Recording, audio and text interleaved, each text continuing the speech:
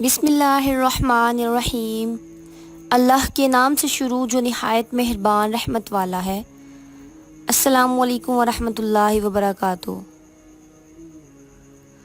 حدیث حضرت عبداللہ ابن مسعود رضی اللہ تعالیٰ عنہ نے بیان کیا کہ رسول اللہ صلی اللہ علیہ وآلہ وسلم نے فرمایا، حسد یعنی رشک کرنا صرف دو ہی آدمیوں کے ساتھ جائز ہو سکتا ہے۔ ایک تو اس شخص کے ساتھ جسے اللہ نے مال دیا اور اسے حق اور مناسب جگہوں میں خرچ کرنے کی توفیق دی۔ دوسرے اس شخص کے ساتھ جسے اللہ تعالیٰ نے حکمت یعنی عقل، علم، قرآن و حدیث اور معاملہ فہمی دی اور وہ اپنی حکمت کے مطابق حق فیصلے کرتا ہے اور لوگوں کو اس کی تعلیم دیتا ہے۔